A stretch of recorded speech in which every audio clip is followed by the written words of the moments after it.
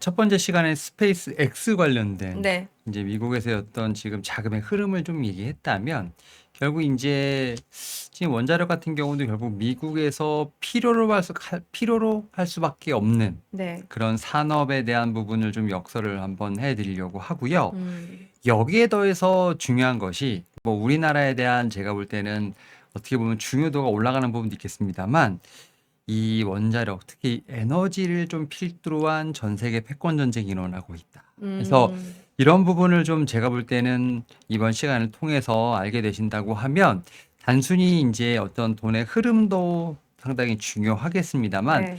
왜 이런 제가 볼 때는 현상이 일어났는지 그리고 어떤 나라들이 상당히 적극적으로 이 에너지 패권에 도전을 하고 있는지에 대한 부분까지도 아시면 상당히 투자할 때 여러모로 도움이 되지 어. 않을까라는 좀 생각을 하면서 저는 이제 어. 오늘 좀 공부를 좀 많이 해 오, 왔습니다. 패권 전쟁이다라고 어 하니까 상당히 흥미로운데 또 네. 안 그래도 요즘에 있는 모든 트럼프 행정부의 음. 갈등 원인 중에 하나가 또 중국과 미국의 패권 전쟁이잖아요. 네 맞습니다. 관련이 있나요? 지금 이 원전과 관련돼서는 이제 뭐 5대 뭐 강국이라고 해야 되나 뭐 이런 게 음. 있어요. 그래서 뭐 미국, 프랑스, 뭐 중국, 러시아 뭐 우리나라 그렇게 있는데 지금 인제 미국과 중국과 지금 러시아가 상당히 각축전을 벌이고 어. 있다라고 좀 말씀을 드릴 수 있을 것 같고 음. 거기에 인제 우리나라가 좀 어떻게 보면 키 플레이어로서 지금 작용하지 않나 생각을 하고 있습니다. 뭐 음. 프랑스는 살짝 좀 인제 약간 좀 삽질하는 좀 분위기이기 때문에 유럽이 아. 좀 그런 상황이기 때문에 그런 측면에서 요 세 네 나라가 상당히 중요한 위치에 가 있다라고 좀 말씀드릴 수 있을 것 음. 같고 우리나라는 아무래도 인제 중국과 특히 러시아 같은 경우는 인제 아무래도 전쟁 국가이기 때문에 음. 그리고 중국과 미국은 아무래도 음. 좀 인제 경쟁 국가이기 때문에 우리나라 입장에서 봤을 때는 '미국 향에 대한 부분이 상당히 네. 중요하다.'라는 측면을 봐야 되고 미국도 결국은 인제 어떻게 보면 '나라와 나라의 비즈니스를 할 때 결국은 우방국을 찾을 수밖에 음. 없지 않나.'라는 좀 생각을 하면서 그런 측면에서 이 원전을 필두로 한 에너지 같은 경우도 지금 나라마다 패권 전쟁이 상당히 강하게 일어나고 있다. 근데 그 음. 가운데서 우리나라가 좀 비빌 수 있는 제가 어. 볼 때는 '그런 산업군이 아닐까.'라는 생각은 하고 있습니다. 아, 네. 자, 우리가 미국과 중국과 러시아와 뭐 경쟁하기보다는 어쨌든 우리는 반사 이익을 누려서 음. 그런 대립에 있어서 조금 더 우리가 이익을 음. 취하는 방향으로 가면 좋을 것 같은데 어떻게 현황이 흘러가고 있는지 이거를 이제 천천히 음. 챕터 1, 2로 나누어서 알려주시겠습니다. 첫 번째 주제는 원자력 르네상스라고 해가지고 이 미국의 트럼프 행정부 집권 이후 어떻게 원전 정책이 펼쳐지고 있고 또 세계 원전 사고로 인해서 현재는 미국이 어떤 기조를 걸어가고 있는지를 알아보도록 하고요. 두 번째 챕터에서는 우리 미국의 원전에 있어서 왜 한국이 동맹국으로서 어떠한 도움을 줄 수 있는지 이런 것들 플러스 우리에게는 어떤 경제적 이득이 음. 파급 효과가 예상되는지까지 알려주실 예정입니다. 그래서 저도 궁금하거든요, 상당히. 자, 첫 번째부터 한번 알려주실게요. 지금 준비를 상당히 많이 해 왔습니다. 그래서 음. 지금 내용이 조금 많긴 한데 그래도 네. 최대한 컴팩트하게 한번 잘 풀어 보도록 하겠습니다. 일단 네. 첫 번째 섹터로 인제 원자력 르네상스라는 인제 제목을 갖고 왔고요. 지금 인제 이 뭐 미국에 관련된 얘기들뿐만 아니라 현재 인제 트렌드와 관련된 부분들 또 앞에서 얘기했던 인제 중국과 러시아의 관계도 제가 좀 이제 설명해 드릴 테니까 일단 이 부분을 좀 염해 보시면서 좀 챕터를 보시면 좋을 것 같고요. 일단 첫 번째로 인제 말씀드려야 될 게 뭐 이제 스페이스 X 하면서 말씀드렸던 이제 태양광, 우주 음. 태양광 관련된 얘기를 좀 말씀드렸습니다만 결국은 모든 거의 시작은 AI다. 음. AI를 통해서 AI 데이터 센터 이와 관련돼서 전력이 계속 늘어날 수밖에 없는 그러한 상황. 그런 네. 측면에서 AI에 대한 인프라 투자가 많이 일어나고 있습니다만 궁극적으로는 전력이 없으면 아무것도 안 되는 거죠. 그쵸. 그러다 보니까 계속해서 이 전력원에 대한 고민도 각국이 상당히 심해지고 있는 상황. 특히 인제 음. 빅테크들이 워낙 인제 AI 투자를 많이 하다 보니까 나중에는 사실은 인제 이런 얘기가 나오죠. 미국에서도. 정부에서도 이런 거지. "너 진짜 그렇게 많이 투자할 거면 전력원도 너네가 하고 전기세도 너희가 부담하고." 이런 식으로 다 인제 음. 전가를 하지 않습니까? 네네. 그런 가운데 인제 정부에서도 이런 전력 인프라와 관련된 부분에 있어서 확실히 좀 이제 미국 전역에 제가 볼 때는 이 전력원을 좀 재편하는 어떤 그런 모습이 나오고 있다라고 좀 말씀을 드릴 수 있을 것 같고 그런 가운데 이제 이 트럼프 대통령 같은 경우는 에너지 정책의 그 중심에 제가 볼 때는 원자력을 배치했다라고 어, 좀 말씀을 드려야 될 것 같습니다. 그래서 음, 원자력 같은 경우가 뭐 짓는다고 바로 이렇게 툭툭 져지는 건 분명히 아닙니다만 그렇습니다. 신재생이라든지 뭐 화력에 비해서 확실히 좀 안정감은 있죠. 그러니까 어, 신재생 같은 경우는 뭐 흔히 말하는 태양이나 풍력 같은 경우는 자연 현상에 따라서 일단 뭐 계속해서 꾸준하게 에너지를 수집할 수 있는 상황은 당연히 아닌 거고요.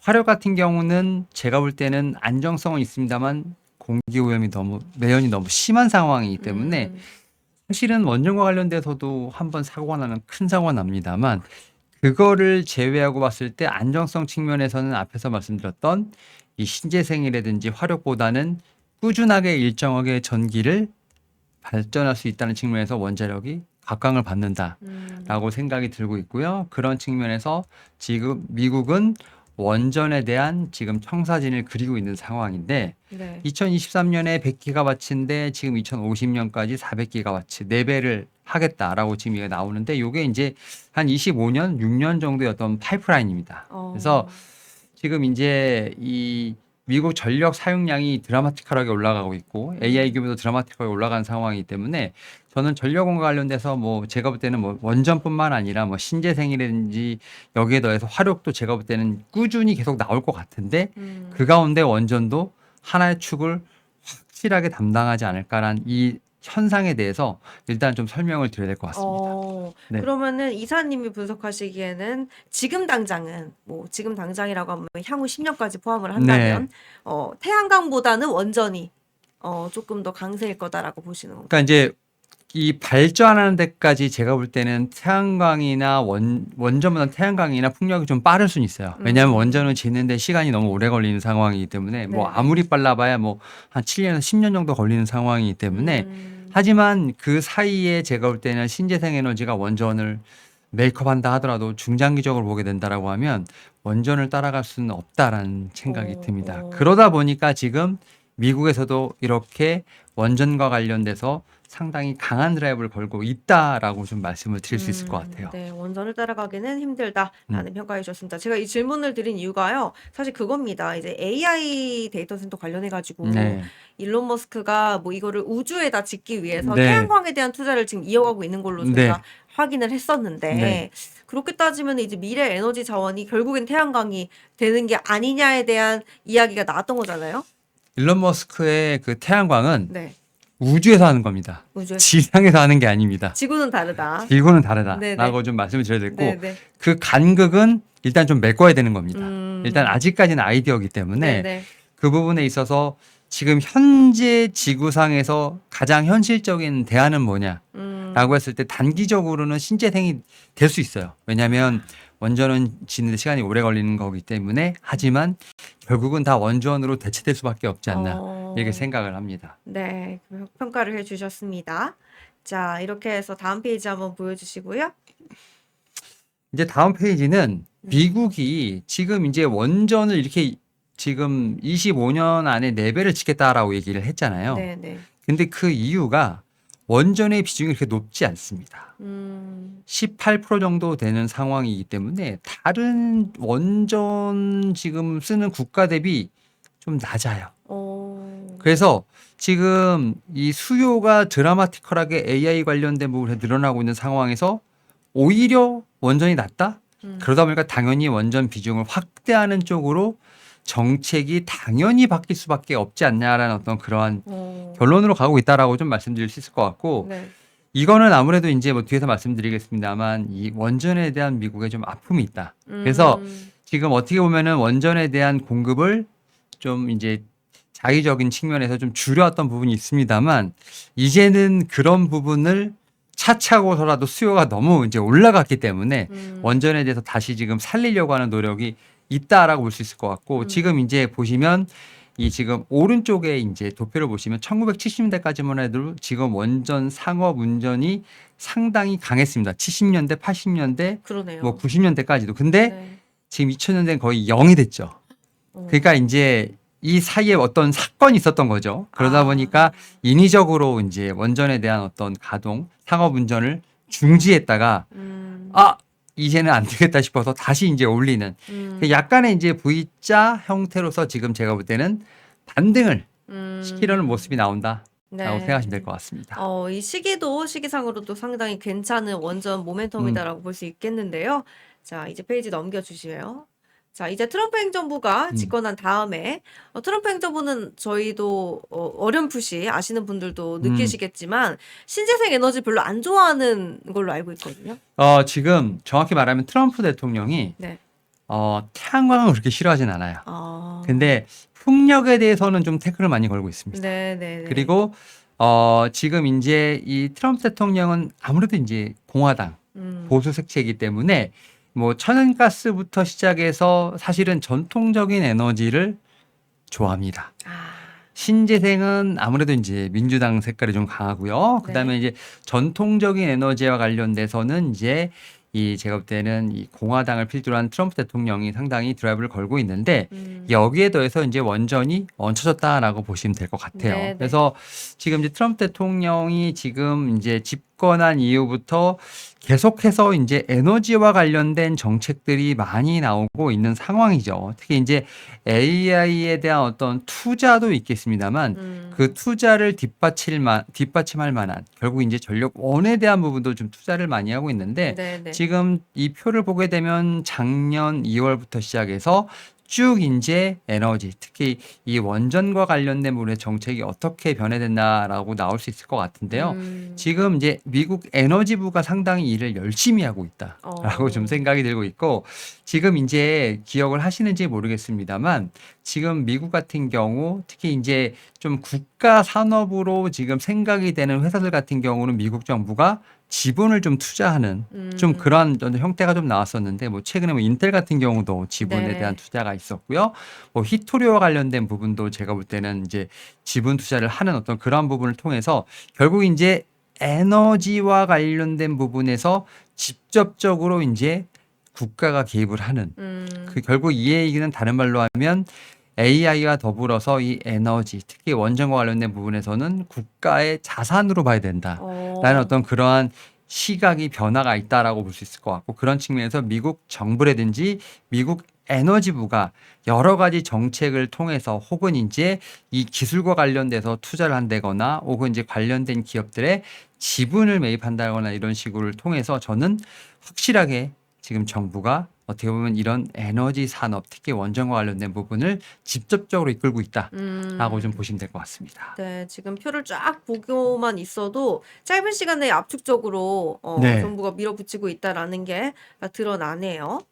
지금 이제 이 미국 에너지부가 지금 거의 작년부터 올 지금 이제 1월 초까지 지금 약 한 1년 11개월 정도의 어떤 이제 표를 감아왔는데 상당히 좀 많은 일을 하고 있죠. 특히 그쵸. 이제 작년 6월에 보면 트럼프 대통령의 원전 시범 프로그램 공식 출범했다라고 좀 말씀드릴 수 있을 것 같고, 결국 이 부분을 통해서 이제 원전과 관련된 부분에서 원자로 프로젝트도 있을 것 같고요. 또 이제 올 1월 5일에 보면 이제 우라늄 생산. 그러니까 이제 원전과 관련돼서 A부터 Z까지 다 지금. 네. 결국 그 얘기인즉슨 우리나라, 특히 미국에서 봤을 때 미국 자국 내에서 모든 것을 다 조달을 해서 원전과 관련된 부분에서 A부터 Z까지 다 하겠다라는 어떤 그런 의지가 강하게 담겨 있는 상황이기 때문에 결국 이러한 측면에서 보게 된다라고 하면 이 미국의 1970년대, 어떻게 보면 80년대 상당히 강했던 원전의 시대로 지금 다시 돌아가려고 하는 모습이 나온다라고 네. 생각하시면 될 것 같습니다. 좋습니다. 자, 페이지 넘겨주세요.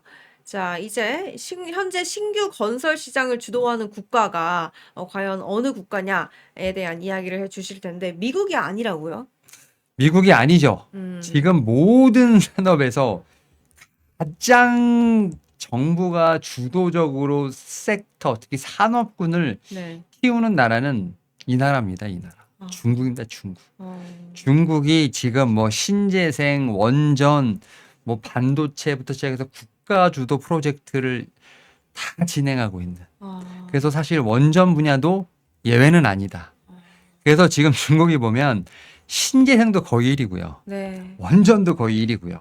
이런 상황입니다. 지금 보시면 전 세계 건설 중인 원전 현황에 보면 지금 중국이 압도적으로 1위 아닙니까? 그러니까 제한된 원전 현황, 그러니까 이제 앞으로 지을 거, 네. 계획된 거, 여기에 또 건설 중인 거 다 지금 중국이 1등입니다. 지금 여기에 2등이 뭐 러시아 혹은 인도. 지금 미국은 잘 안 보여요.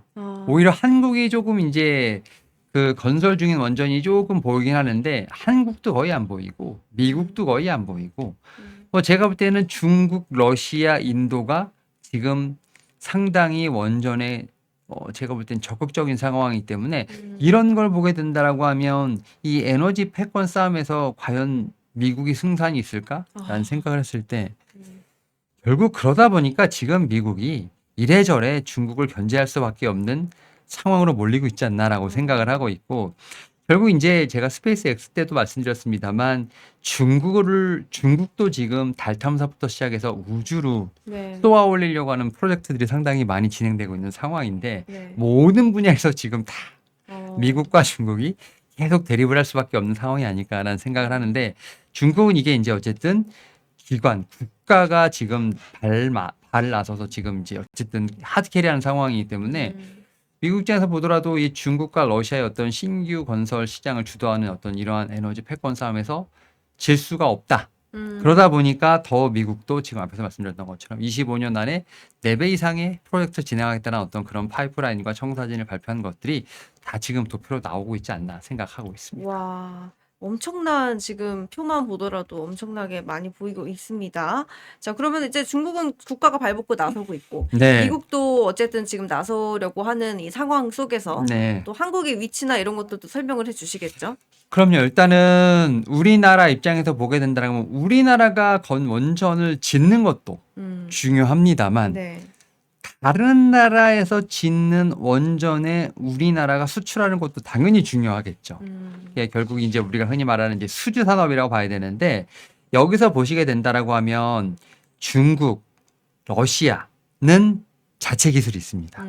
그래서 우리나라가 비집고 들어갈 틈이 많이 없습니다. 네. 결국 우리나라가 제가 볼 때는 타겟으로 해야 될 것은 뭐 아시아라든지 유럽이라든지 미국이라고 봐야 될 것 같고요.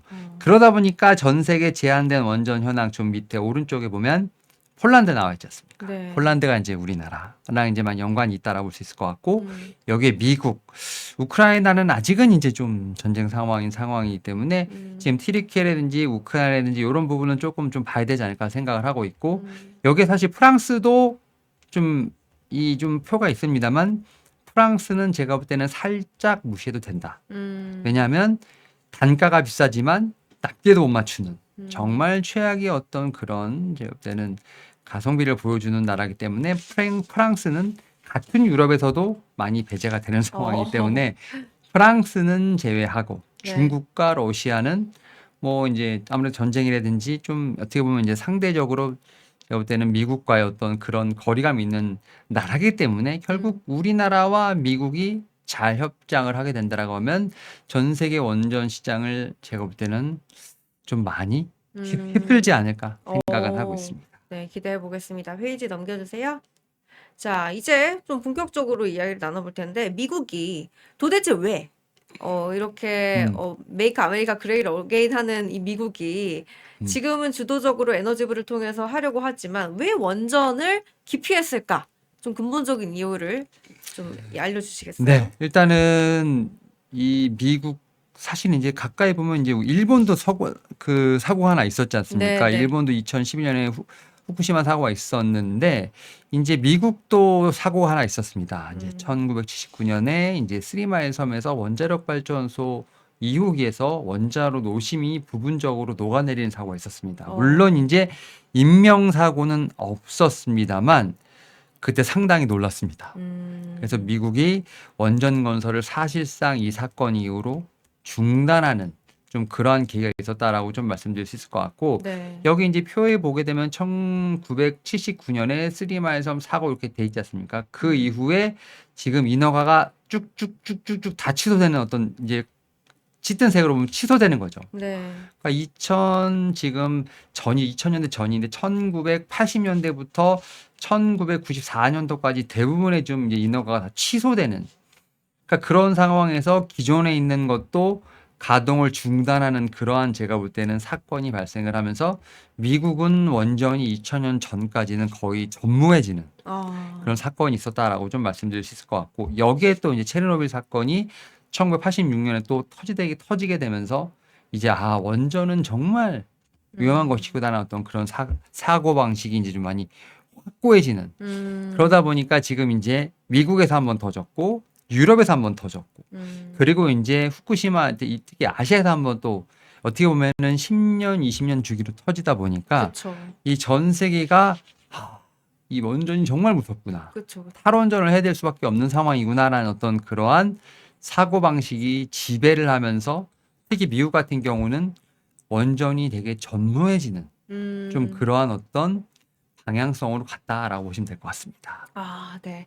결국에는 원전이 위험하다. 그 음, 위험한 게 사고가 크게 일어나는 건 아니지만 음. 한 번 일어날 때 그 여파가 엄청 크다. 마치 네, 비행기 사고처럼. 그렇죠. 근데 이게 그냥 비행기 사고 수준이 아니라 또 이게 주변 지역에도 또 영향을 크게 끼치다 보니까. 그렇죠. 근데 그러면 안정성이 담보가 되도록 설계를 하도록 좀 보완이 많이 된 상태겠네요. 그러니까 이게 참 이게 코에 걸면 코걸이고 귀에 걸면 귀걸이가 아닐까 음. 생각을 하는데, 이게 보면 원전과 관련돼서 사고가 나면 정말 이제 무시무시한 사고가 나는 상황입니다만, 이 원전을 통해서 전력을 만들 때 네. 이런 이 발전 과정에서는 우리가 흔히 말하는 탄소 에너지라고 하는 그런 부분에서는 이제 어떻게 보면은 이 탄소 에너지라든지 이런 것들이 발생하지 않기 때문에 오히려 청정 에너지로서 제가 볼 때는 이 카테고리 분류가 되는 상황이거든요. 그러니까 이제 그전까지는 원전과 관련돼서 사실은 이제 이런 사고뿐만 아니라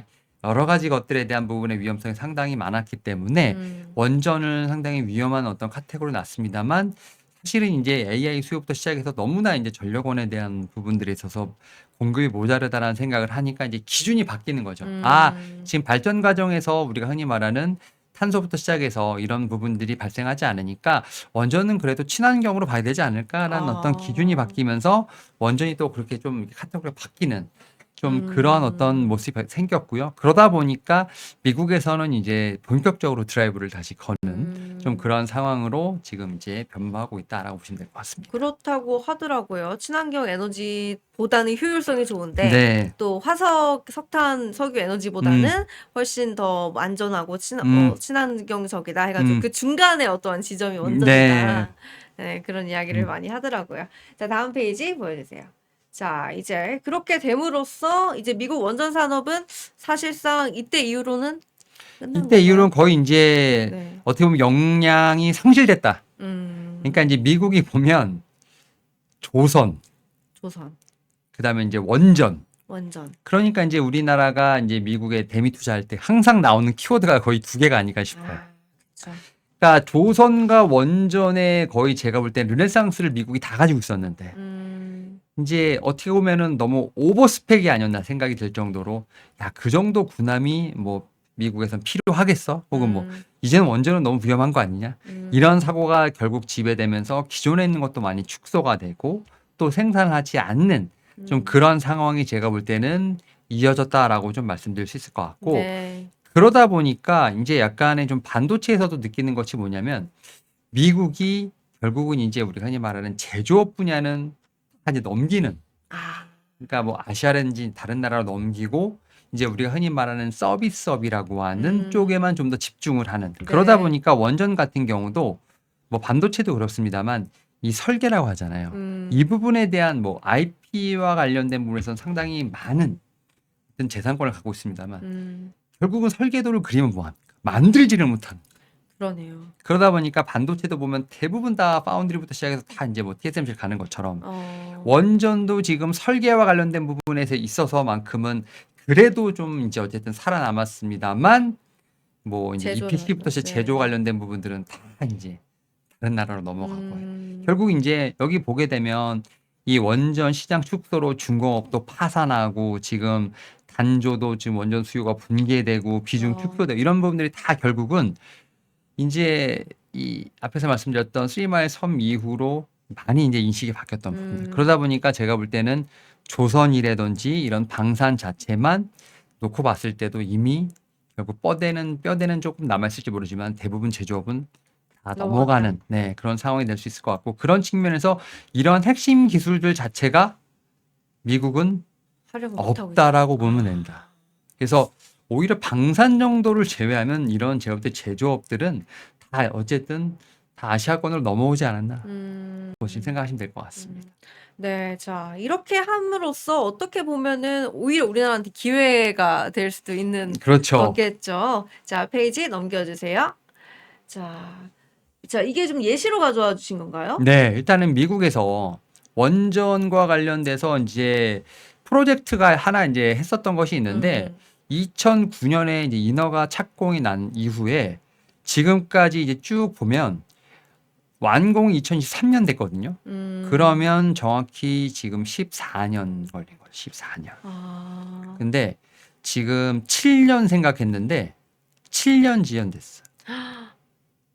그렇죠? 네. 그리고 사업비도 140억 달러 추정되는데 최종적으로 300억 달러가 추가됐어요. 2배 이상이나. 2배 이상. 이게 다 결국에는 그동안에 몇십 년 동안 기술을 사용하지 않고 역량을 죽여왔던 게 네. 여기서 여실히 나타난다. 여기서 나타나는 거죠. 여기서 중간에 보면 2017년에 웨스팅하우스는 또 파산 신청합니다. 그러니까 자체적으로 안 되는 거예요.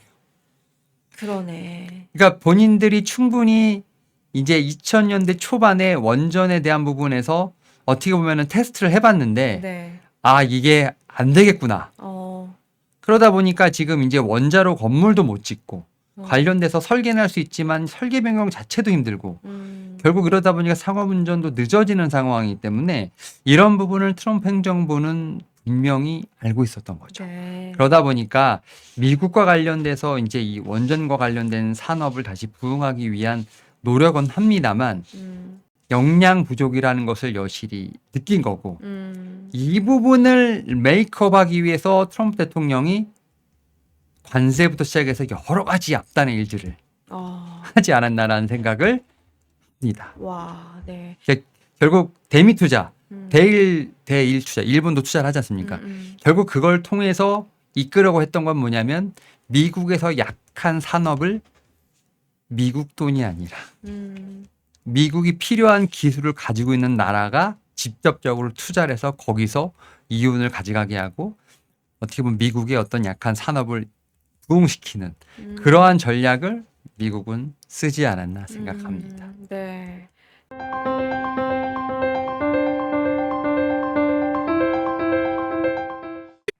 흐름을 읽으면 돈이 보인다. 펜앤 경제TV 월화수목금 오후 4시 라이브 4 경제의 핵심만 쏙쏙 경제픽설 주식시장을 읽는 눈 머니인사이트 투자의 맥을 한방에 박상규의 투맥 글로벌 투자 시그널 세계를 보는 눈 기업가 정신의 재발견 기업가 열전 영웅시대 당신의 통찰이 수익이 되는 시간 라이브 4 매일 오후 4시에 라이브로 뵙겠습니다. 다른 영상도 즐기시려면 구독 버튼을 꼭 눌러주세요.